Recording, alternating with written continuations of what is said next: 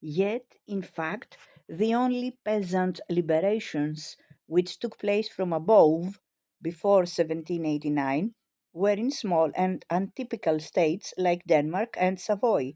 and on the personal estates of some other princes.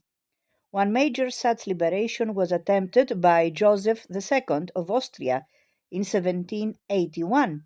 but it failed in the face of the political resistance of vested interests and of peasant rebellion in excess of what had been anticipated and had to remain uncompleted.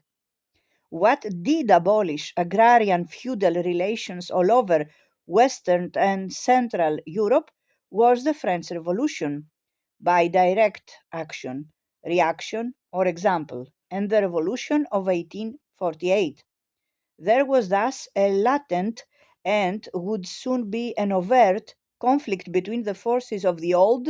and the new bourgeois society, which could not be settled within the framework of the existing political regimes, except, of course, where these already embodied bourgeois triumph, as in Britain. What made these regimes even more vulnerable was that they were subject to pressure from three directions: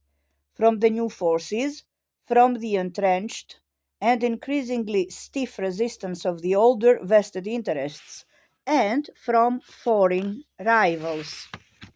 Their most vulnerable point was the one where the opposition of old and new tended to coincide in the autonomist movements of the remoter or the least firmly controlled provinces or colonies.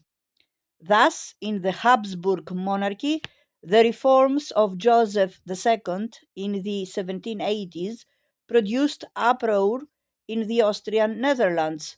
the present Belgium, and a revolutionary movement which in 1789 joined naturally with that of the French.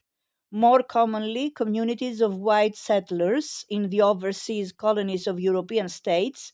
resented the policy of their central government, which subordinated the colonial interests strictly to the metropolitan.